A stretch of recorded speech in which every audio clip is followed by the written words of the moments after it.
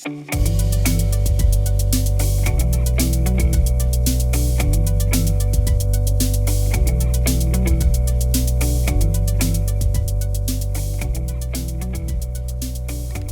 always great when an episode starts with a bit of bird tweeting and the sun on your face. I do welcome these days because, let's face it, over the past few weeks it's been pretty cold, pretty windy and pretty wet.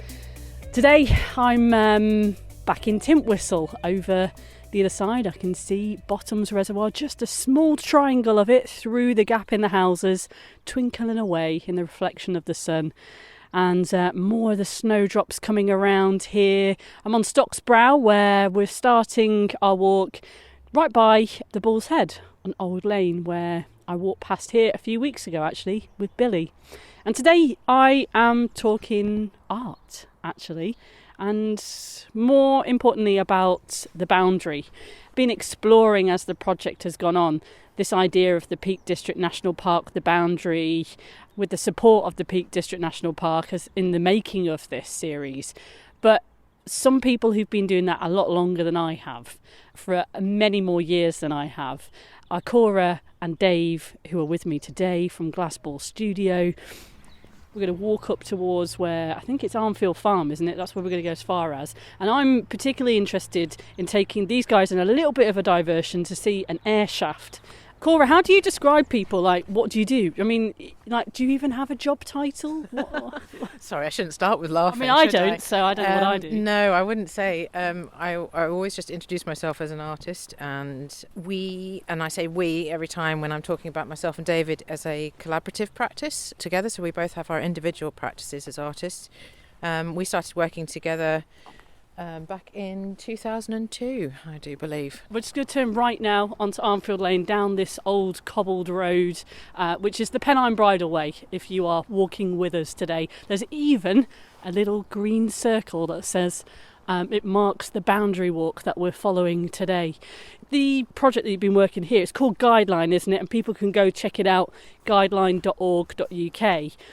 And the specific bit that you've been looking at has been from Glossop to Diggle. It's quite a big patch, isn't it? Yes, it certainly is.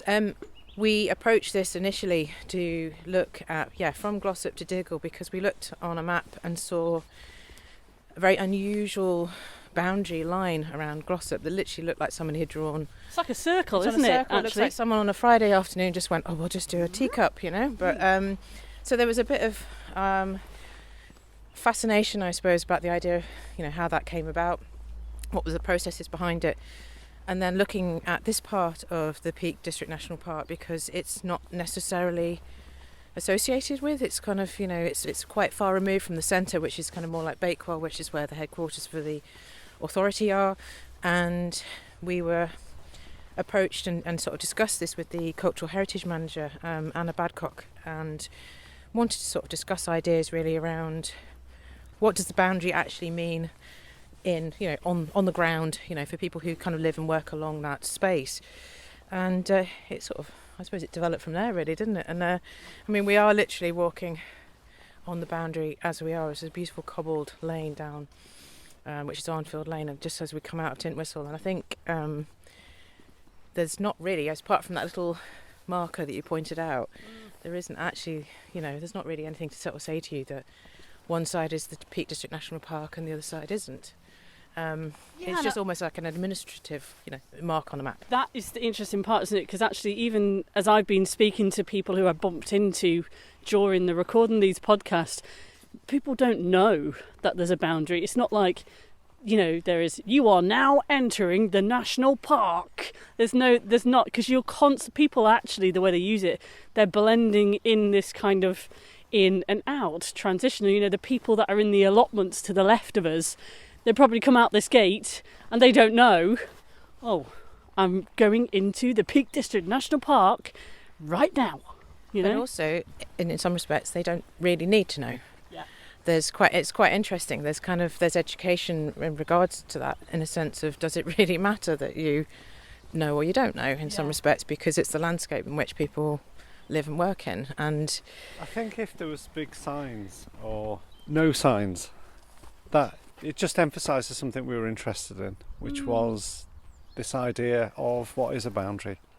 Well, and the way you've kind of done that is working with lots of different people over a number of years to do guided walks with people with an archaeology kind of slant. You've done it with artists who enjoy following contours. You've got a film. You know, you've done moss workshops, which I've been to, where Soil batteries. Earth batteries. I mean, I never thought I would spend the day building a terrarium from moss from Bottom's Reservoir and then turning it into an earth battery. You blow my mind with some of the things that you do. It was really thinking about, again, what a boundary can mean and what does it mean. So it's definitely an artificial construct. It's an act of imagination of some sort. And then how does that take a physical form? The line on a map for the boundary, Peak Park boundary, it's about 30 metres wide, about approximately. Yeah, because people think it's just a thin line that you kind of need to walk like a tightrope, and that's not at all true. It's definitely a wide line. I see it more as we've talked about this with quite a few different people as well, in particular like with the park rangers as well, that it's a transition space. It's about how people sort of approach and how their mindset changes as you approach the park, for example. But also how the park then, you take a piece of the park with you in the sense of your experiences as you leave as well. So it's kind of, that's an exchange as you cross over the boundary. I'm just going to take a left turn here. We've come to a bit where there's a Tintwistle Parish Council bin and a gate, a metal gate, which is locked up. But you are able to walk down a footpath.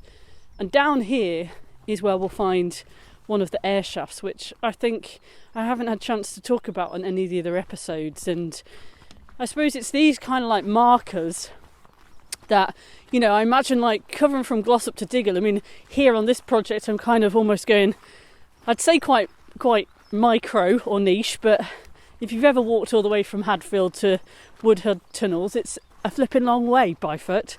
But I'm kind of like just looking at a very small corner of where the boundary is. But these little kind of like markers that you find along the way are quite fascinating. You start to read the maps through new eyes.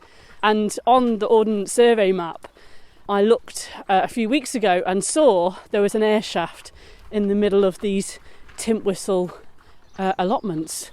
Oh, look. Hello. Are you going to sing for us? There's a whole bunch of hens here. Hello. Good morning. No? No. They're not chatty today, should we put it.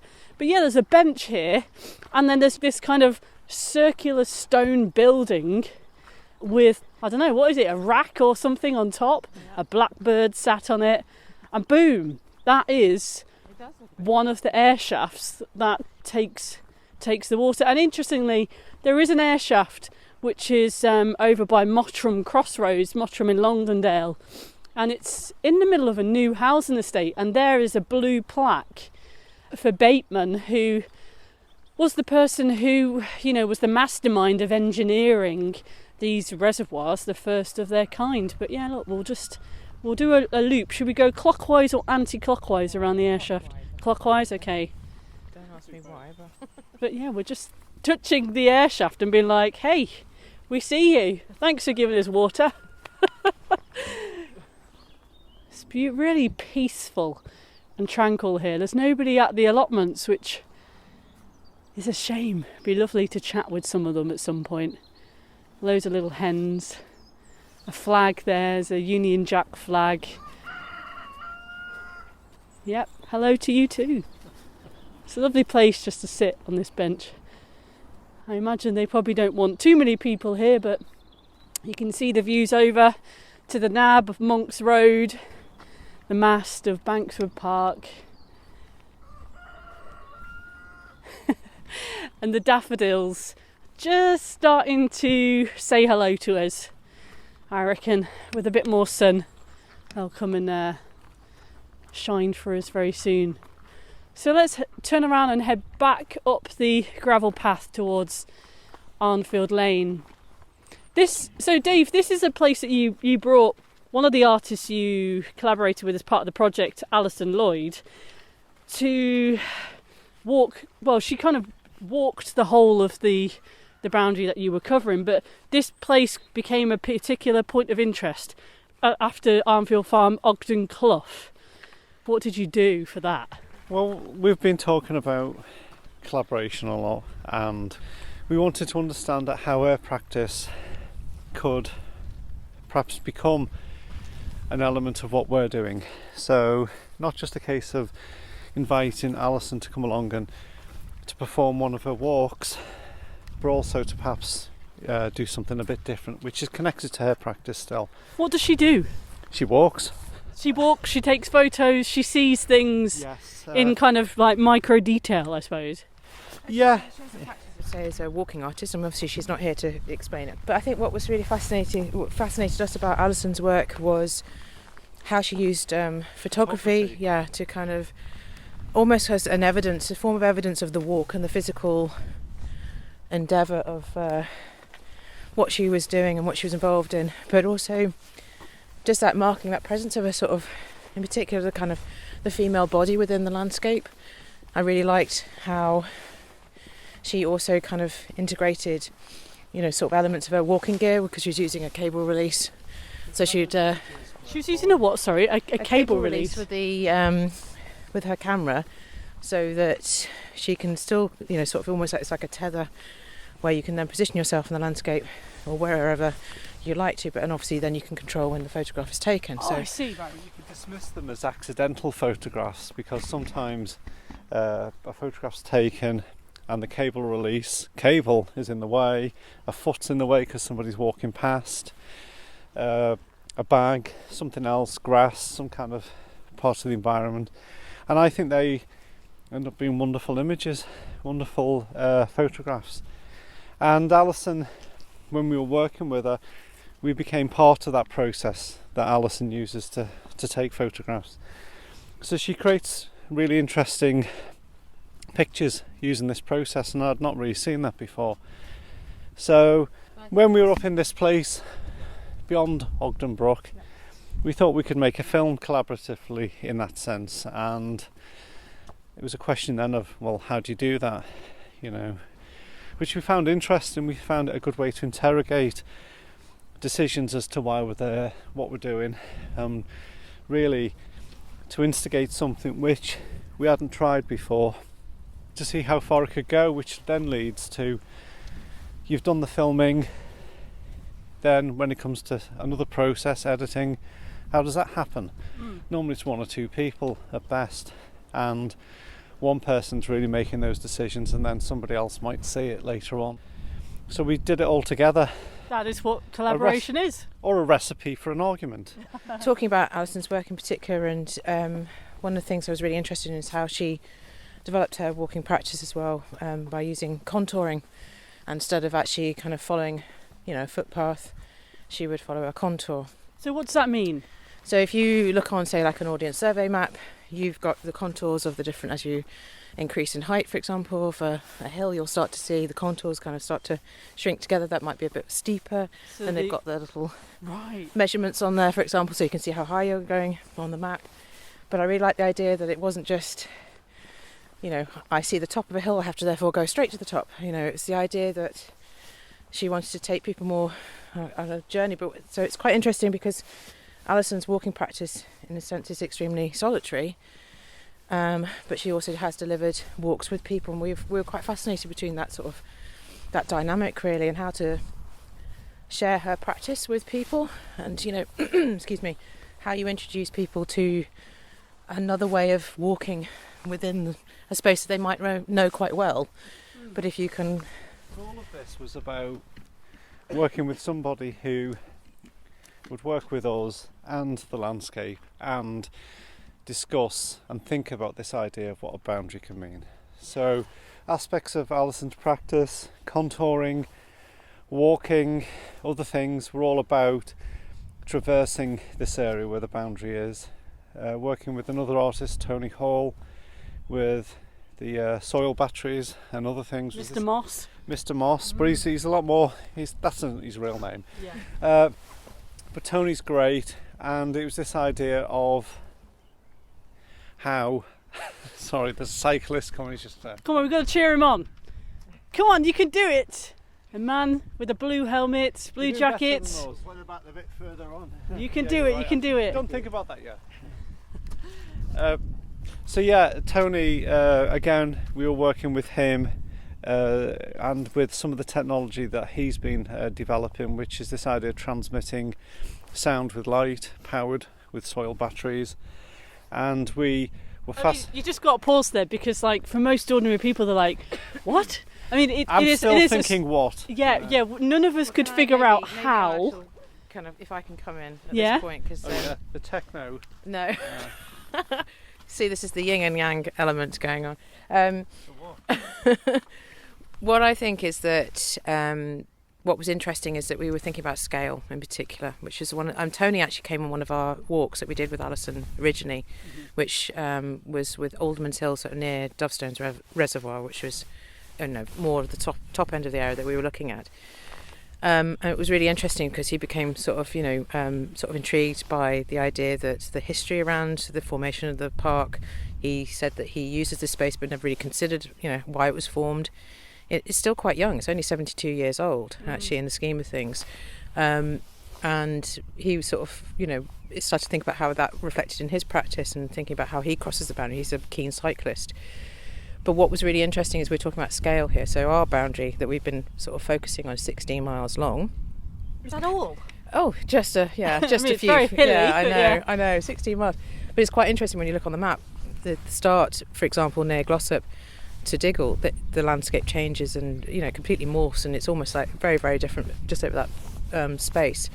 But what was interesting with Tony is that he's looking at the boundary in scale. So he was looking right down, looking at sort of, I suppose, microscopically almost, or kind of really drilling down and looking at the boundary layers of moss, for example, and within, say, a metre of that boundary, you're encountering hundreds and thousands of different elements and just different things that I thought it was just really interesting to be able to explore the idea of scale, I think. And I think that's with Tony's work. So I think, having been to that workshop, when was that, like maybe August time? It was, yeah, last year. I have started to walk, even where we are now. We've just stopped, actually. There's a little bench which has the signpost for the Pennine Bridle Way, and there's Crossgates Farm just down a lane that takes to the left towards Arnfield Reservoir.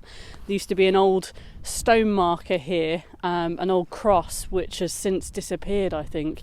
But looking at the different types of dry stone walls, for instance, in this area along this path, and I started looking, I've become a moss geek as a result of going to that workshop, and it's made me look on my walks in a different way. So I look here and there's not a lot of moss on this wall because I guess it's pretty open, probably gets a little bit more sun than, say, some of the quarries where there's trees, where it's a bit more damp. But microclimates, I think that's the thing as well that Tony introduced us to, this kind of, how the wind changes, affects how the microclimate, how, what certain species of moss would enjoy and, and kind of thrive in, for example. And well, you notice it on trees. Yeah. That's one of the things I noticed when I walked at Swallows Wood, which is further down in front of us, where there was this one tree that had 3 different colours on it. Have you seen one? Yeah, no, I was going to say, I wanted to point out, because I did not notice this. That's just here, that we've walked past it. I'm just fascinated by the quality of I think it's a copper plate that's been hand tapped. Well, it's just opposite the bench where we just stopped, so a little bit further up from the turn to Crossgates. I've walked up here loads and never ever noticed that there's a memorial here. Alex Marshall collapsed and died here, 1988. Lasting memories, his walking pals and friends. Well, there you go. And the reason why I wanted to rest in peace, Alec. Again, it's how people mark spaces. And the first time we walked actually along here, because we are literally still on the boundary, there was a can of beer that was just placed there, and I've noticed they've put like a little flagstone there as well now. So they kind of seem to be adding to it each year. But again, it's unfortunately, yes, it's a bit of a sad point to sort of stop on. But I just like the idea that how people then personalise the space around them, and it's like you were saying about markers and elements that kind of become your walk. I think for our walks, especially with Alison, that we've been doing when we've been walking along here quite a lot actually, and I think got to know the space in a different way.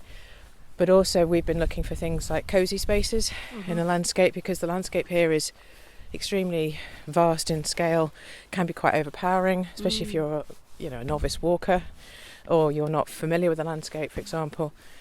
And sometimes you find these spaces where you feel quite comfortable, even though you're in the middle of wilderness. You can kind of feel like you can settle down, maybe have a cup of tea and have a stop and a think.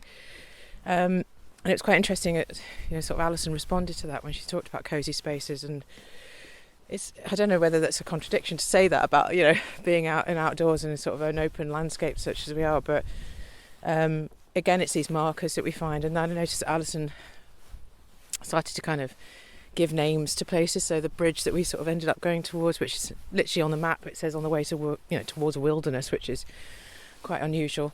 I think she calls it the Billy Goat Scruff Bridge, so it's little things like, Alison might need to kind of contradict me on that one and correct me actually, but there are interesting names in this little patch. Devil's Bridge is one a lot of people talk about.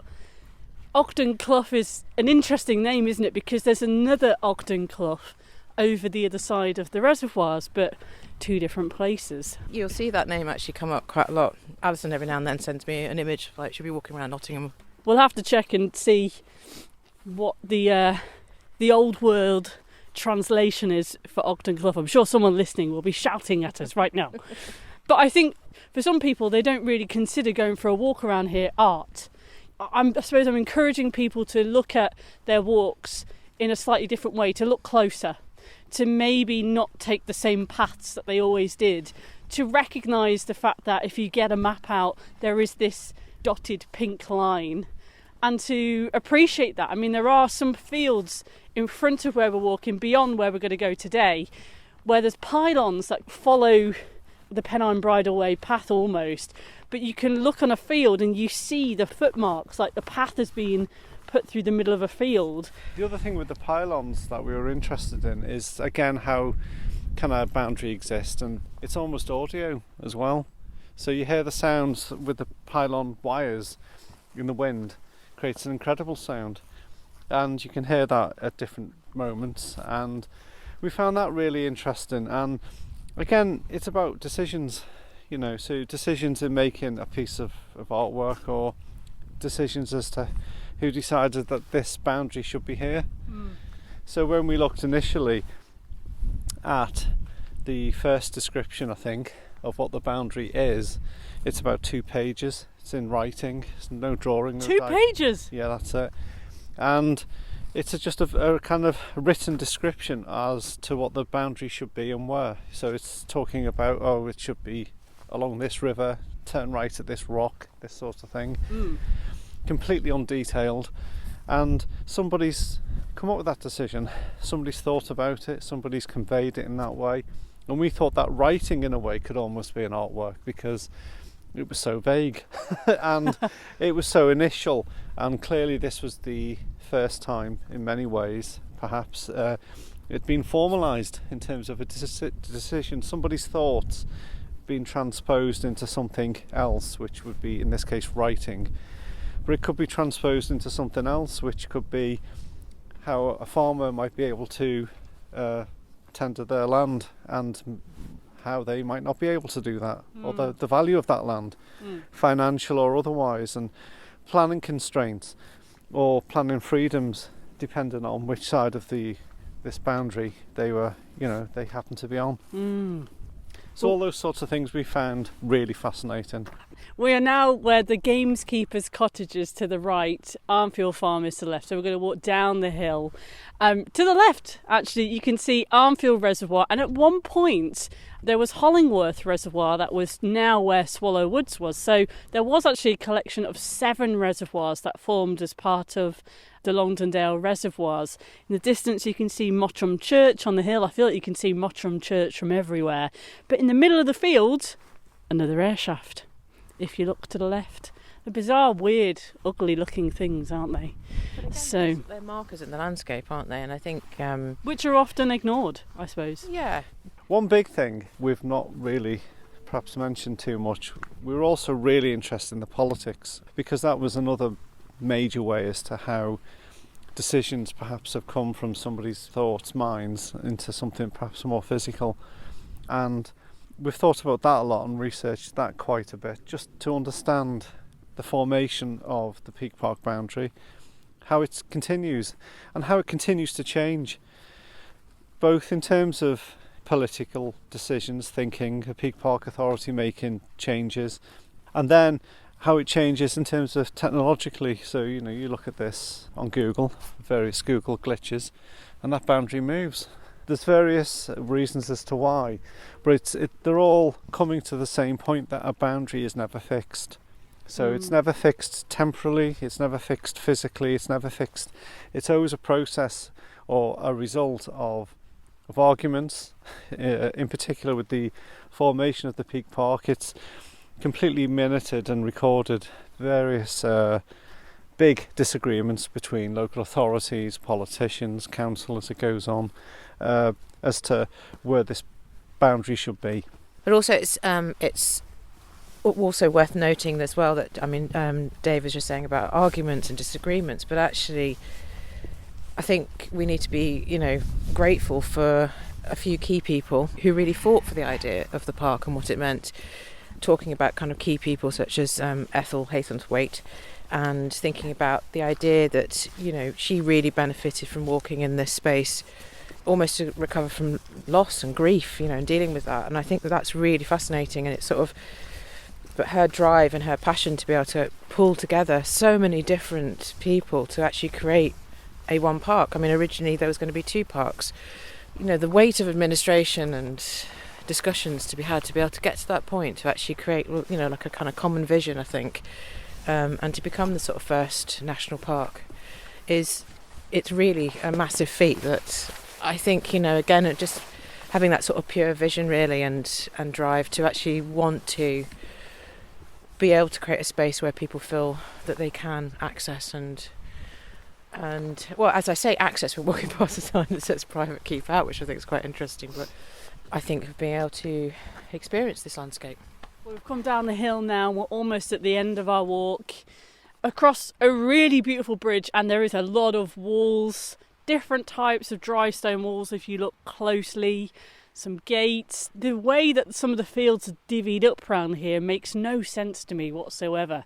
They're almost like zigzags along the line, and there was a footpath which takes you along towards Tintwistle Nar, where the Seven Falls are, and Arnfield Brook and those different bits. In fact, we're walking over the bridge which has the water line running underneath our feet, and so we get to a particular marker by the farm, and this is where it marks restricted byway. This is where the Pennine Bridleway goes up, am I right? Yes, just up to the right. Yeah. And there it says Brushes Valley, 2 miles 3/4. I've never heard of Brushes Valley. Brushes Valley, Tintwistle. Maybe we need to go and have a look. And an advert for the Bull's Head, where we've just walked from. Well, we'll just kind of walk around the corner, and this is where, if you wish, you can walk down a real gravelly, once cobbled path in between two walls back down to Arnfield Reservoir. So as far as I understand it, from a fascinating walk that we did with archaeologist Tim Campbell-Green, who walked us along around here as well, which was another opportunity to kind of re-look at the landscape. This is an old road that takes you down past where there used to be a mill just at the bottom here. So, wow. Which is why this has got this beautiful width to the road as well, but also it's got a lot of, it's hardcore, it's kind of well made. It's not just a path or a desire line. So that's quite interesting to have a look. But one of the things that I did learn from Tim was the idea that when land has been disturbed by humans, that thistles grow.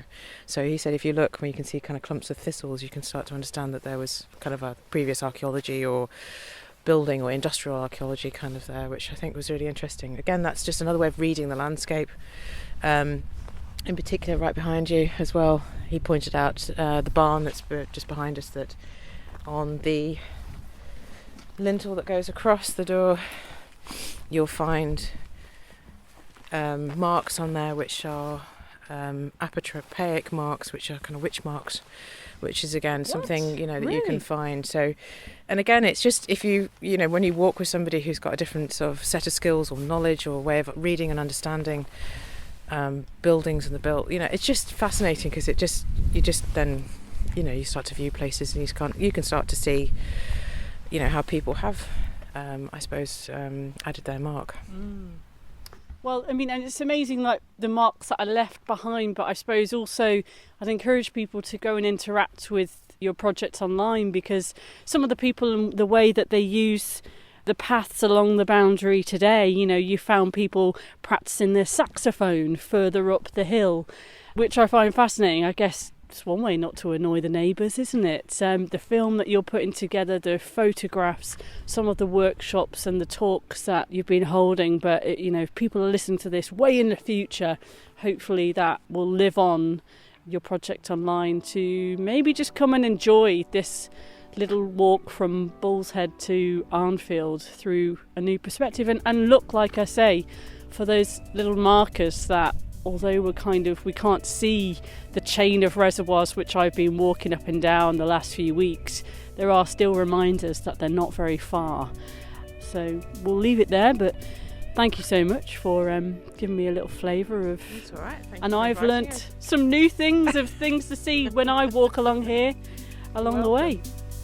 Thanks very much. You're welcome.